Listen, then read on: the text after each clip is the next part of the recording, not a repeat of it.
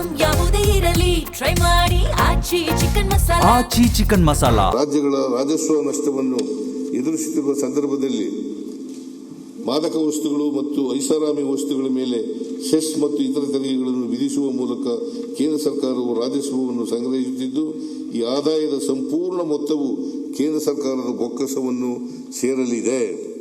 GST ದರ ತರ್ಕಬದ್ಧಗೊಳಿಸುವಿಕೆಯನ್ನು ರಾಜ್ಯ ಸರ್ಕಾರ ತಾತ್ವಿಕವಾಗಿ ಬೆಂಬಲಿಸುತ್ತದೆ. ಆದರೆ ಇದರಿಂದ ರಾಜ್ಯಗಳಿಗೆ ಉಂಟಾಗುವ ರಾಜಸ್ವ ನಷ್ಟವನ್ನು ಪರಿಹರಿಸುವುದರ ಜೊತೆಗೆ ರಾಜ್ಯಗಳ ಹಿತಾಸಕ್ತಿಗಳನ್ನು ಕಾಪಾಡುವ ಉದ್ದೇಶದಿಂದ ಕರ್ನಾಟಕವು ಇತರ 7 ರಾಜ್ಯಗಳೊಂದಿಗೆ ಸೇರಿ ಜಿಎಸ್ಟಿ ಮಂಡಳಿ ಜಂಟಿ ಜ್ಞಾಪಕ ಪತ್ರವನ್ನು ಸಲ್ಲಿಸಿತ್ತು. ಈ ದರ ಪರಿಷ್ಕರಣೆಯು ರಾಜ್ಯಗಳ ರಾಜಸ್ವಕ್ಕೆ ವ್ಯತಿರಿಕ್ತ ಪರಿಣಾಮ ಬೀರಿದೆ. ರಾಜ್ಯದ ರಾಜಸ್ವ ಸಂಗ್ರಹಣೆಯನ್ನು ರಕ್ಷಿಸುವ ರೀತಿಯಲ್ಲಿ ರೂಪಿತವಾಗಬೇಕು. ಜಿಎಸ್ಟಿ ತರ್ಕಬದ್ಧಗೊಳಿಸುವಿಕೆಯಿಂದ ಉಂಟಾಗಿರುವ ರಾಜಸ್ವ ನಷ್ಟವನ್ನು ಸರಿದೂಗಿಸಲು ರಾಜ್ಯಗಳಿಗೆ ಅಗತ್ಯ ಪರಿಹಾರವನ್ನು ನೀಡುವಂತೆ ಕೇಂದ್ರ ಸರ್ಕಾರಕ್ಕೆ ನಮ್ಮ ಒತ್ತಾಯವು ಮುಂದುವರಿಯಲಿದೆ.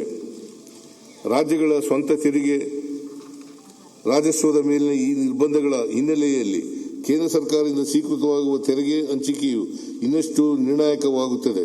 14ನೇ ಹಣಕಾಸು ಆಯೋಗವು ರಾಜ್ಯದ ತೆರಿಗೆ ಹಂಚಿಕೆಯ ಪಾಲನ್ನು ,4.713% ಶಿಫಾರಸು ಮಾಡಿತ್ತು. ಆದರೆ 15ನೇ ಹಣಕಾಸು ಆಯೋಗದ ಅವಧಿಯಲ್ಲಿ ರಾಜ್ಯದ ತೆರಿಗೆ ಪಾಲು 3.647ಕ್ಕೆ ಇಳಿಕೆಯಾಗಿದ್ದು, ಇದು ಹಿಂದಿನ ಆಯೋಗದ ಶಿಫಾರಸಿಗೆ ಹೋಲಿಸಿದರೆ ,23% ಕಡಿಮೆಯಾಗಿದೆ.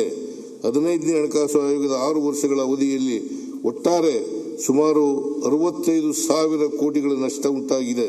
ಇದಲ್ಲದೆ 15ನೇ ಹಣಕಾಸು ಆಯೋಗವು ಶಿಫಾರಸು ಮಾಡಿದ 5,495 ಕೋಟಿ ರುಗಳ ವಿಶೇಷ ಅನುದಾನ ಮತ್ತು 6,000 ಕೋಟಿ ರುಗಳ ರಾಜ್ಯ ಕೇಂದ್ರಿತ ಅನುದಾನಗಳನ್ನು ಕೇಂದ್ರ ಸರ್ಕಾರ ಬಿಡುಗಡೆ ಮಾಡಿರುವುದಿಲ್ಲ. ರಾಜ್ಯಗಳಿಗೆ ನ್ಯಾಯಯುತ ತೆರಿಗೆ ಹಂಚಿಕೆ ಮಾಡಲು ಸಮಾನತೆ ಮತ್ತು ಬೆಳವಣಿಗೆ ಎರಡಕ್ಕೂ ಪ್ರಾಮುಖ್ಯತೆ ನೀಡುವ ಸೂತ್ರವನ್ನು ಶಿಫಾರಸು ಮಾಡಬೇಕು ಎಂದು ರಾಜ್ಯವು 16ನೇ ಹಣಕಾಸು ಆಯೋಗಕ್ಕೆ ಮನವಿ ಮಾಡಿತ್ತು.